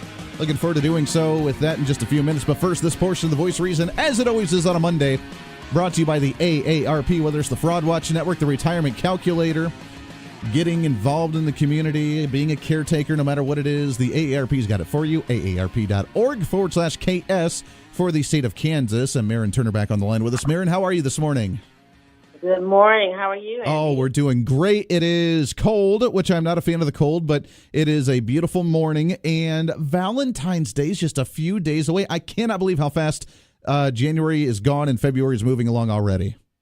Yes, Valentine's Day is here again, and AARP wants everyone to have a nice romantic time or just a nice time with your friends. And so if you log onto our website, we have all kinds of information, everything from foods to avoid, like beans and garlic and hot dogs, as well as ways you can say I love you to someone special by maybe having a honey done list instead of a honey-do list.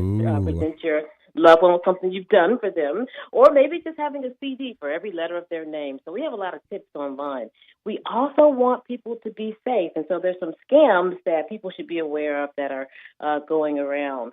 The FBI is warning that romance scammers target older women, women who are divorced, as well as women who are widowed. Here are 2 scams that will happen. One, a scammer will friend you. They'll send you a friend request on your Facebook page. They will take care to bond with you. They will learn all kinds of things about your personality and then respond to that. And then the next thing you know, they're asking you to send them money. They spend all this time making you feel special, so you don't feel alarmed about sending them money. So the FBI warns you to be very careful who you accept friends from. Go slow and check the pictures out and the facts about the person that you're communicating with, and don't send money to someone that you don't know. Another one is a fake delivery scam. You may get a phone call saying that someone special, maybe a secret admirer is wanting to send you something. They need to have your address so that they can deliver it. They show up with wine and maybe flowers and candy, and then they tell you there's this little delivery fee. You could just pay that. So when you give them your credit card, then they go off and have their own special Valentine's Day themselves. So, be careful. Be careful about accepting packages from companies that you don't recognize. And don't give out your credit card if you did not initiate the purchase. Boy. So again, AARP wants everyone to feel safe on Valentine's Day. Absolutely. Boy, they really try and take advantage of anybody, any chance that they get. And, around the holidays, especially with Christmas time, they love to do that. But for Valentine's Day, to take advantage of individuals maybe not enjoying the holiday as much as some of the other couples and take advantage of them in that sense is really sad. We got about 20 seconds left, but how can people reach out to the AARP again to be able to look for some of those scams and find ways to protect themselves during the holiday? Well, we encourage people to log on to our AARP Fraud Watch Network, or they can call the toll-free line at 877-908-3360 to share their story and also to receive assistance from the call center. Very good. Marin Turner with the AARP. Always appreciate chatting with you again. We'll talk to you again next Monday. Thanks, Andy. Bye-bye. There it is. Hour number 3 of The Voice of Reason coming up. Stay here.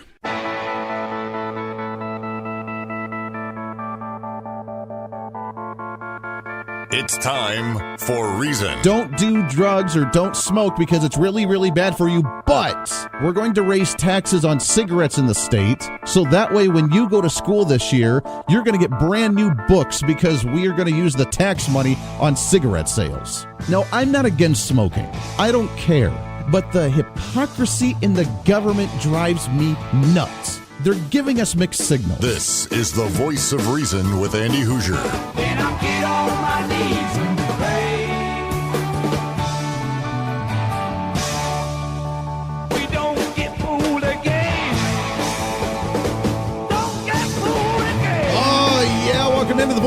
in hour number 3 of The Voice of Reason right here on the Big Talker, 1480 on the AM side, 102.5 on the FM side, KQAM, along with KGPT TV, channel 2610. Good morning. Welcome aboard. Whether you're watching TV, listening to the radio, listening online, doesn't matter. This is The Voice of Reason on a Monday morning. Starting off the week the right way, we got to get you pumped up. It's better than a shot of espresso, baby, because we just get you pumped up, not just for today, but for the entire week. It's a Monday morning on The Voice of Reason. Let's get it started. Let's get it started in here. Let's get it started. Let's get it started in here. Let's get it started. Let's get it started in here. Let's get it started. That's what I'm talking about. 316-721-8255. 316-721-TALK. If you want to join in, you're more than welcome to do so. It's going to be open lines to you in just a minute, but I'm really excited. Let's jump right to our guest here. As the vote last week has created a lot of stir, so to speak, and a lot of individuals upset with the way the vote went for many individuals. The budget extension for 2 years increased spending by close to $300 billion over the next 2 years, both military and non-defense spending. And it's really, and I got to give credit to Senator Rand Paul as well, as he shut down the government for 2 hours. I know it was a crazy thing, and tried to include a couple amendments. And as he rightly pointed out, that the appropriation bills were not included or even discussed until right towards the end, and it's the Fast and Furious ramming through. It wasn't the best situation, and a lot of conservatives not happy with the way that is, but let's understand what happened, what we can do, and what our next step is moving forward. And that's why I'm really excited to have on the show from the 4th Congressional District, Congressman Ron Estes. Good morning, my friend. How are you? Good morning, Andy. How are you doing? I'm doing great. Thanks so much for coming on here. I have to say, a lot of heat coming from this vote with with a major spending increase across the board for the government in a lot of different ways. What's the story? How did we get to this point? So part of the root cause of this problem is we won't do a full year's appropriations. We can't get that through the House and the Senate. Last year, 2017, was the first time we got all 12 appropriations bills done on the House side in a dozen years, again, over 12 years, and never did get those passed by the Senate. So we're doing this month to month, lurch along continuous resolutions for spending, and what it does is it provides continuous opportunities for problems and for difficult votes. And this vote last week was one of the toughest ones that I had to take since I've been in office, because there were some good things in that bill. I mean, we were funding the military the way the president asked for, and fix some of those problems that have been inherent in the military over the last during the Obama administration in general. But just what we really wanted to get away from was some of the planes that can't fly. Right now, half of the planes that are on aircraft carriers can't fly because of maintenance issues. Sure. Last year, we had 23 of our service members die in hostile activities, but we had 80 lost in non-combat activities, either due to training issues or that.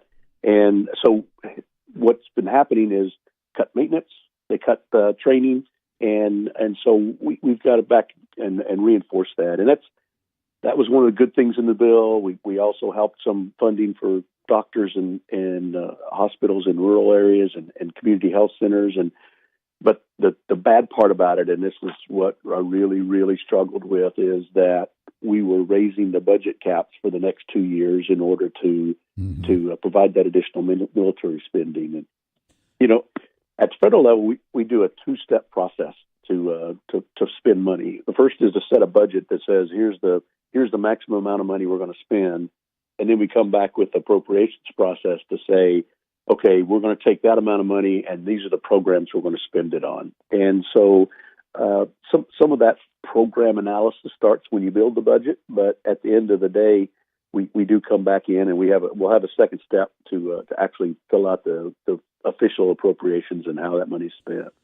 All right, so let's start from the beginning first off here with this bill. When it was being crafted, and I'm with you, I think that we needed more money for the military. I don't like the idea of raising the spending caps just because of the fact that, we're spending more money. And I know that you're on the same page in that front. When this was being crafted, I know that the original shutdown 3 weeks ago was a shutdown from the Democrats to try and include immigration. This time they've dropped off the immigration issue because they realized that immigration was a losing battle for them, and they didn't either want Republicans to get the credit for the immigration reform, or they realized they weren't going to get whatever they wanted to. Was the non-defense spending increases in this bill the kind of the negotiation, the compromise for them not bringing up immigration this time, or where did the non-defense spending part of this come from? So when the Budget Control Act was put in place in 2013, it had strict limits on both defense and non-defense. And over the years, the argument has always been from the Democrats that, well, if you increase defense spending, you've got to increase non-defense spending, as if the two are related. They're not really related, but that's just the political argument they've been making. Sure. And so what we wanted to do was separate defense spending from domestic spending. We were able to identify that we would increase the defense spending $80 billion versus domestic spending $60 billion. But unfortunately, we couldn't break through and get enough votes to completely say, well, why are we even increasing it $60 billion on the non-defense side? We did get some restrictions in there. We dedicated some of that money that's going to go to help pay for the infrastructure program that we know the president's going to bring up. We dedicated some of that money to go to VA hospital maintenance issues, because there's a lot of issues out there. And dedicated some of it for the National Institutes of Health and to address some of the opioid issues across the country. So we were able to force the hand in terms of saying, okay, if we're going to increase spending, let's increase it on things that are of value, as opposed to some of the silly things that money sometimes gets spent on. Sure. In the immediate term, the reactionary response was kind of a negative one, in just the sense that it was more spending. But in the long term, your thoughts on this, because you went up and as you've mentioned many times, that you went up to try and reform a lot of the budgetary issues, going back to the appropriations bills, which we absolutely need to do. By extending this spending out for 2 years, did this give us the opportunity to really address appropriations and itemized spending bills, because we don't have to worry about the shutdown, the fast and furious, the ramming things through? Or are we even able to reform a lot of the spending that we have created through this CR, this continuing resolution, and we can reform things as we go along, and not saying that just because we raised the spending cap that we actually have to, by mandate of this continuing resolution, actually have to use that amount, correct? Right. We don't have to use it, although, what I've discovered in Washington is that it's real easy if somebody says, well, there's this pot of money out there, let's go spend it, whether it's on something worthwhile or not. So we'll still have battles. But one of the battles we won't have is so many of our members are have bases in their districts. They have troops. A lot of our members are members of the National Guard or Reserve, and so they've seen firsthand this struggle that the defense is having in the military. And so we've taken that off the table now. So as a Republican conference, we can focus on, what are our true needs across the country, and how do we address the deficit? Since that vote Friday morning, I've thought a lot about, okay, how do we get out of this mess, and how do we get away from this ongoing month-to-month CR process that allows us to spend more money over and over again. And so when I get back tomorrow, we're in the district today, and then I'll fly back in the morning. So I'm going to sit down with some of the members and talk about some ideas about how do we start to rein this in, because what we're doing now is not working. And one of the good things that came out of this bill was a commitment to form a select committee to actually look at this budget and appropriation process. And so hopefully we can get some commitment by the end of the year to let's change the way we're doing things. Ideally, I think one solution would be is the Senate get rid of their filibuster rule for budget issues. Mm-hmm. And that way, when we send a good budget and good appropriations bills over to the Senate, that they'll vote for them and we can pass them on and not have a minority of the members holding the government hostage. Sure. When we did the government shutdown a few weeks ago, and we reopened it back up, we did the continuing resolution for 3 weeks. I know that the issue that really didn't get a whole lot of attention at that time as well was the fact that we raised against spending at that time and that didn't get any attention because it was all in the immigration debate, but we did raise massive amounts of spending. And every time, like you mentioned, when we do a continuing resolution, more money and more money gets thrown in there to appease those that don't like the government being shut down. By doing this 2 years out and then being able to address the appropriations one item at a time, is this, even though we raised it, is this raising it less than what potentially could have been if we did short-term resolutions again? Yes, it will, because we put a cap on it in terms of what will be spent. And when we had the Schumer shutdown a couple of weeks ago, this 3 weeks wasn't enough to come back and come up with a good plan. But that was the way they saved face, getting out of the shutdown when they saw they weren't going to be able to force us to vote for their immigration reform as opposed to a better immigration reform bill. And so we're set up now to actually come back in and we still have to finish this fiscal year, which runs till September. So when we come back in before March 23rd, we will have to do that second step, the appropriations for the remaining of this year through September 30th. And then the Budget and Appropriations Committees can get focused on 2019. And ideally, we'll get a year-long appropriation process passed instead of these month-to-month continuous resolutions. Boy, wouldn't that be nice? Now, going into, you said through the end of this year with September 2018, the appropriations bills, what's the first ones that we potentially could see some major reforms on and potentially seeing less spending in when it comes to these appropriation bills?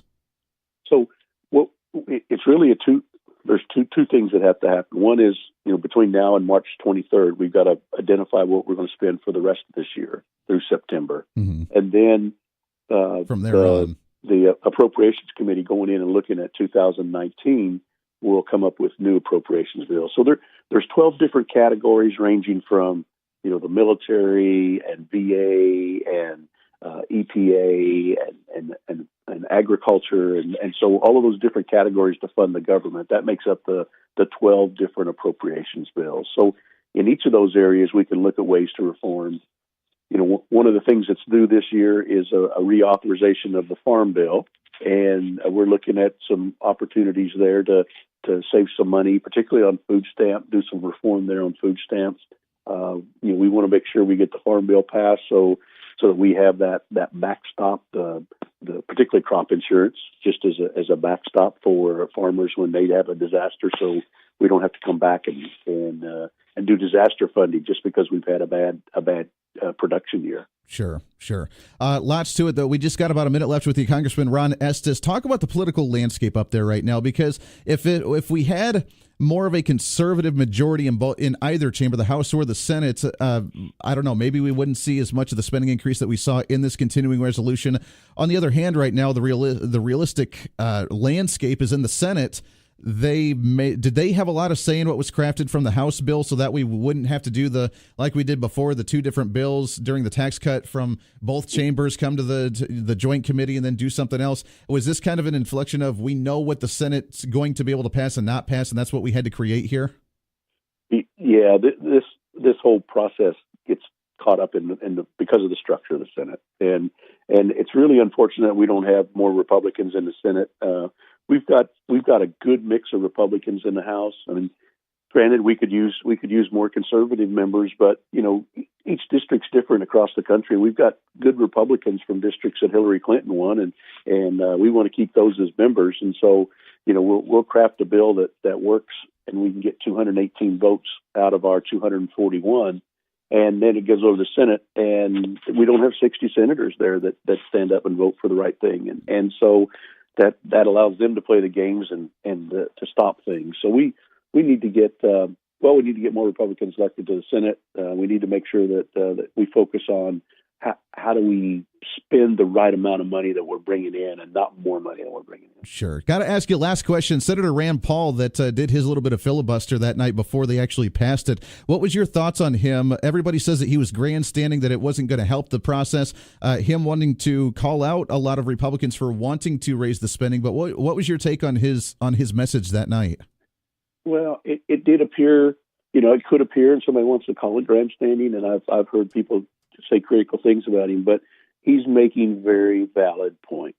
Mm-hmm. You know, we are spending more money than we're bringing in, and we've got to stop because, you know, I didn't run for this office to make the country worse off for my kids and their kids when they have them.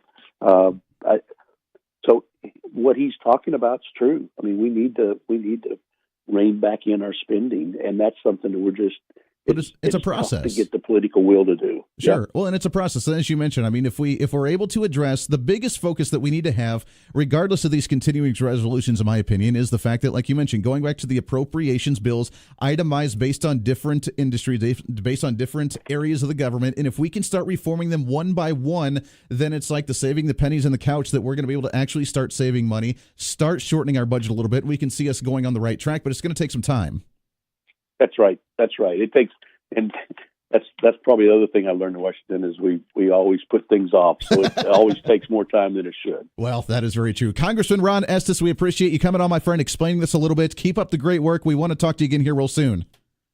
All right. Thank you, Andy. Have a good day. Always a pleasure there. Congressman Ron Estes from the 4th Congressional District. We'll open up lines to you what your thoughts are on this resolution and more coming up. This is The Voice of Reason. Stay here.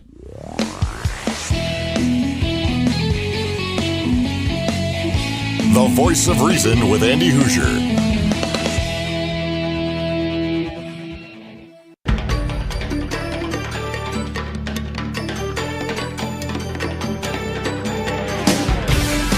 Welcome back into the Voice of Reason. 28 minutes past the hour. Lots to get to, and I want to open up lines to you to get your thoughts on what the congressman had to say when it comes to the continuing resolution and the budget vote that was last week. Now the attention goes on to the appropriations bills. Can we start to reform and save a little cash and start consolidating some of the federal budget in the that's what we need to get back to is the appropriations. Continuing resolutions always spend more money, which is I'm not saying is a good thing in any way, shape, or form, but they always are.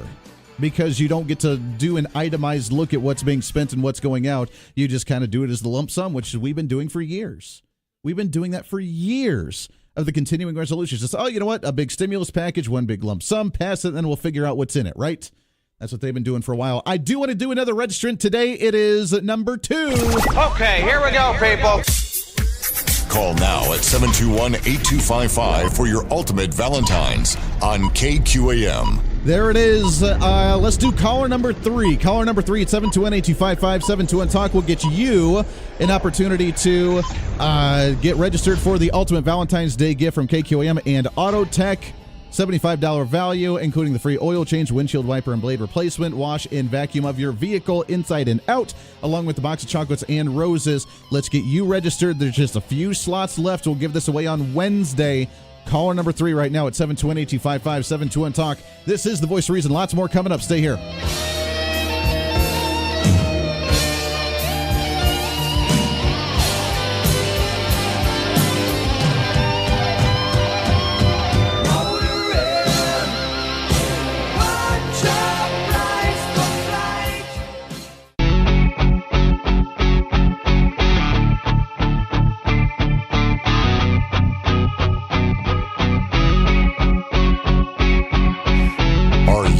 Hoosier-holic? Yeah, baby. Yeah. Call in now at 721-8255. The Voice of Reason with Andy Hoosier. Oh, yeah. Welcome back into the Voice of Reason. Wrapping up the show today. It is a Monday. And we appreciate you coming out with us here on the Big Talker KQAM, 1480 on the AM side, 102.5 on the FM side. If I can talk today, along with KGPT TV, channel 2610. Welcome aboard. Let's kick off a brand new week, and I want to get your thoughts on the continuing resolution, the discussion that we had with Congressman Ron Estes. Again, appreciate him very much joining the show and talking a little bit more about it. Look, we get the blurbs, and here's the issue that we have. And we don't want to be the reactionaries, because when you're hyped up on adrenaline and emotion and reactionary, you make the wrong decisions. And we don't want to do that. We want to think about this clearly. And me being the eternal optimist, I always look on the bright side and always look at ways to move forward. And I wanted to get more information on the vote from the continuing resolution last week. So the government did not shut down. Senator Rand Paul, I thought, and as Congressman Estes even pointed out, that he made some very, very valid points. As conservatives, not even conservatives really, but as Republicans, with a majority in the House and the Senate, a narrow margin in the Senate, but still a majority, and a Republican president, it's sad that we see continuing budget increases during the years at all, period. End of story. I mean, we don't want to see it. We want to see it go downward a little bit. Federal government is very difficult to make that happen. Continuing resolutions always see spending increases. Always. All the time. No matter what you do. Why? Because you don't know what's in it. You throw everything in. You vote on it last minute so that way you can continue on to do about your business and you can keep the doors open. You don't look at it. You don't reform it. Continuing resolutions are poor, are terrible, are poorly crafted, are poorly negotiated, are poorly debated. They're not the best ideal situation, which is why we need to get away from them. We need to get away from the continuing resolutions. Barack Obama started this. George W. Bush did a little bit towards the end of his terms. And as Congressman Estes said, 12 years. 12 years we've been doing continuing resolutions to where we don't look at the appropriations bills, itemized appropriations, one for the military, one for agriculture, one for social programs, one for this, one for that. And what do you say, 12 total? And when we actually do that, then we can look at the itemizations of them. Look at appropriations bill, military spending right here. What can we trim out here? What do we need to upgrade here with our planes? What do we need to upgrade with resources and materials for our military when they're overseas? What do we need to fund over here? What can we start taking away from over here that the military doesn't need, or the generals say, you know what, it's kind of a waste? What can we do? Let's look at it item by item by item. Let's make sure that we can create a solid budget. Maybe it's increased a little bit more in spending. Maybe it's a decrease a little bit more in spending. But let's make sure that it's tight, that it's efficient. That's what we need to get back to. Appropriations across the board. Every continuing resolution is going to have a budget increase. And that's the sad part. We need to get away from that. I've never seen any continuing resolution in any way, shape, or form where we've seen a budget decrease. It just doesn't happen, especially with the Democrats having as much say as they can in the Senate. So do I like the vote? No. Am I supportive of the vote? I understand it. It's not ideal, but I understand it. Because now, look at the positive. I'm the eternal optimist. I always look at the positive side here. Let's look at it from now on. We have a 2-year continuing resolution, meaning that we had the budget funded for 2 years with an increased budget cap, which means they don't have to spend more money, but they're probably going to. That's just the way the government actually works. They don't have to, but they probably will. If we continue on spending the way we are with just the budget resolutions, they will cap out at that cap. That's just the fact of the matter. We don't have to, though. They probably will, but we don't have to. But now that it's funded out for 2 years straight, means that we don't have to worry about another continuing resolution. We don't have to worry about, oh, look, there's a deadline a month from now. We better do all of our reforms right now, or else it's not going to happen. We'll shut down the government, and then we'll look terrible again. In the minds of the media and the progressives. Now, if we shut down the government, you and I both know we don't really care. But now that we've extended it out, this forces Democrats to have to address the serious issues. They cannot use the government shutdown as an excuse of why we're not going to talk about a certain issue. Because they've lost.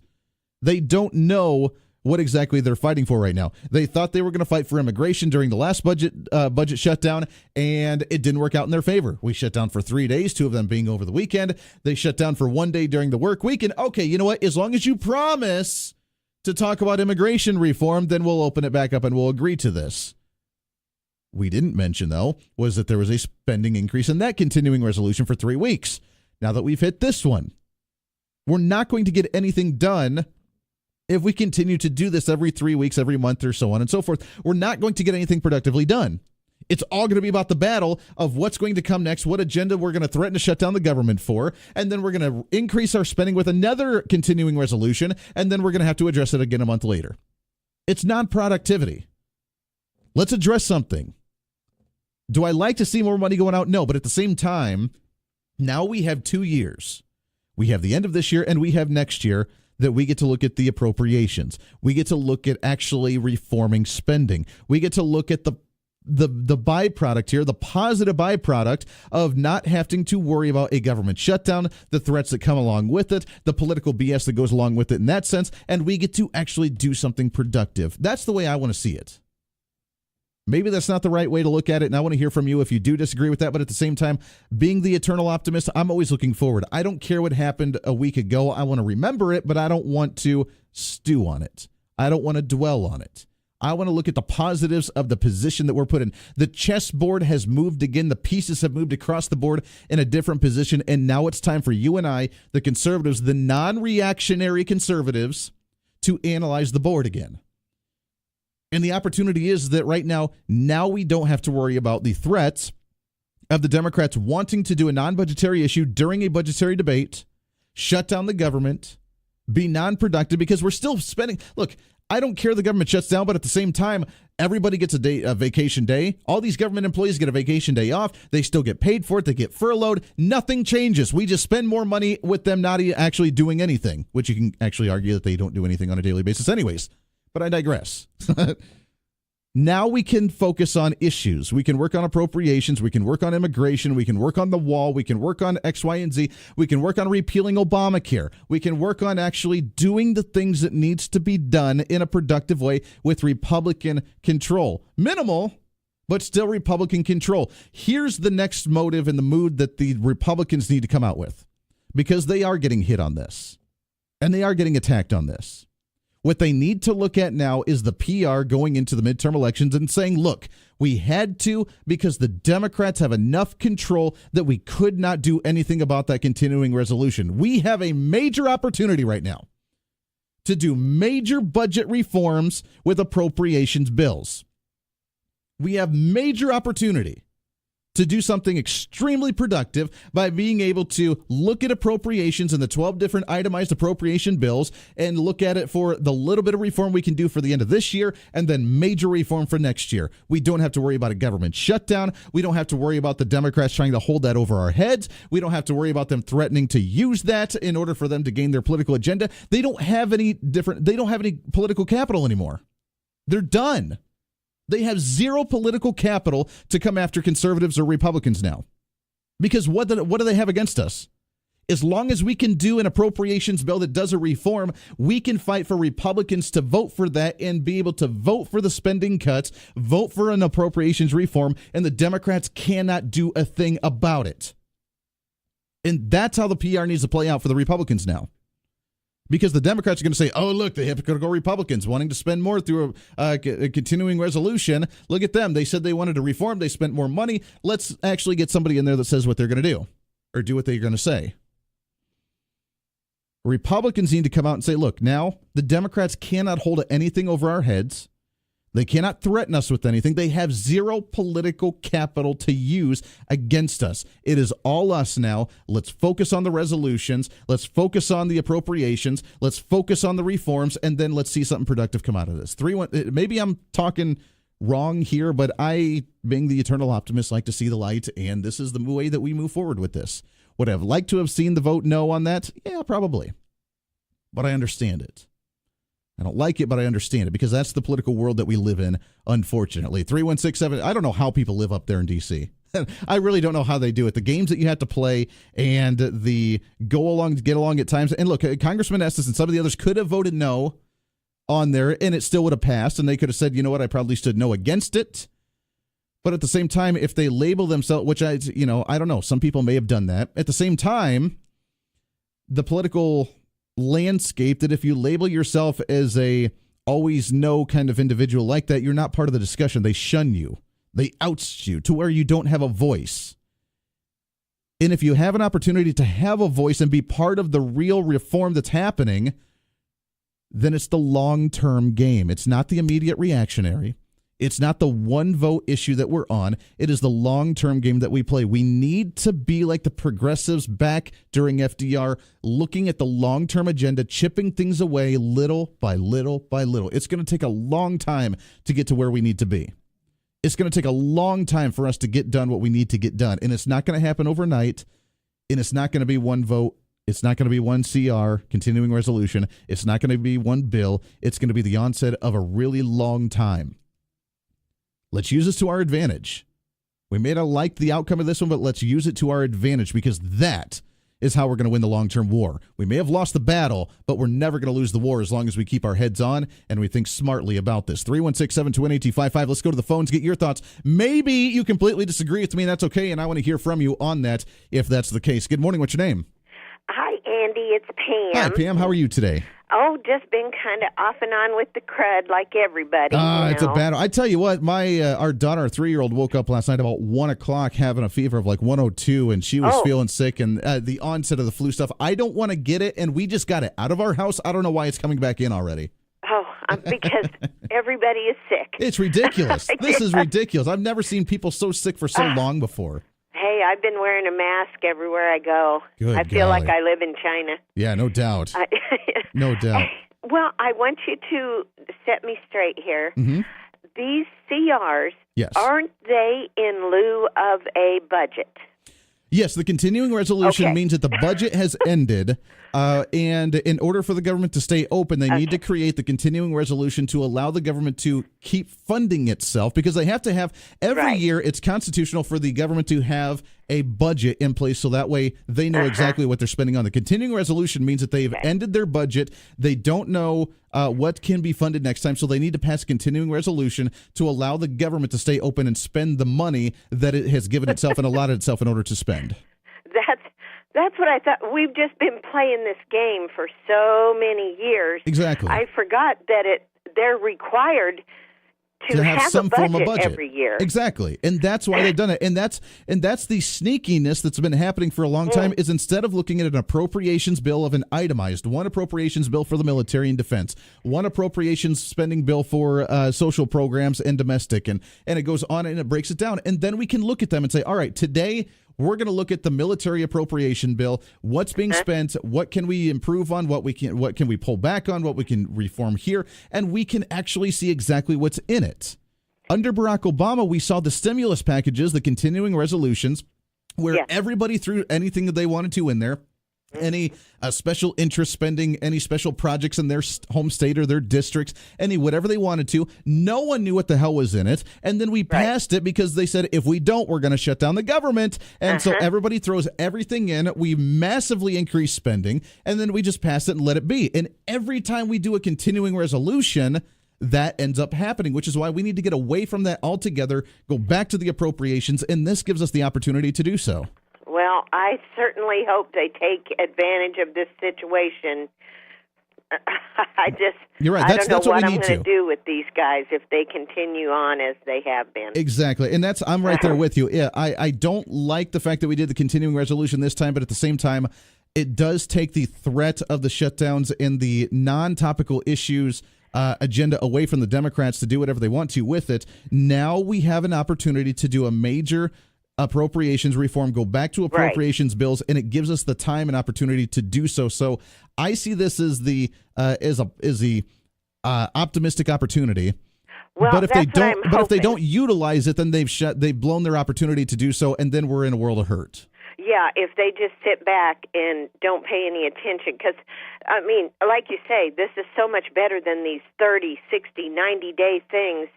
At least there's a little bit. There's 2 years. Yes, exactly. And we increase it by, $300 billion, which is a lot of money over the next 2 years. But every continuing resolution that we've done, if we would have done it month by month, every 3 weeks like we've been doing, we'd be raising it almost $100 billion every time we've done it. And it would be quadruple the amount than if we would have done it for a one lump sum 2-year extension. Right, and you're right. We're probably getting out a little bit cheaper this way. Exactly. It's not ideal, but that's the best that we can get right now. And there's opportunity for us to do very, very well if we stay on the track that we need to stay on and we stay focused. Well, we'll hold that happy thought, Andy. Hey, well, I am the eternal optimist, and that's what I'm here to do. And you're so good at it. Thank you so much. You're very encouraging. Well, I appreciate that, Pam. Thanks for the call very much. 316-721-8255. Look, again, I know a lot of people disagree with me on that, and they don't want to see it. They want the hard line. No. I totally understand. But at the same time, will they allow you to be on the discussion table and the panel, the round table, if you are always the no? History proves that they don't like that. And we need to play nice sometimes in order for the long-term game. It is do you ever watch 24? And sometimes you have to be undercover in that sense in order to get your agenda across. You have to do something. You have to play nice with the bad guys in order to catch them in their shenanigans. That's what we have to do right now. Because unfortunately, this is a house of cards. And right now in our house of cards, we have to play partly with the end goal of knowing what we're going to do in the end game, and that's what we're doing right now. 316-721-8255. Let's take a break. Wrapping up the show today. Your thoughts and calls on this and more. This is The Voice of Reason. Stay here. The Voice of Reason with Andy Hoosier.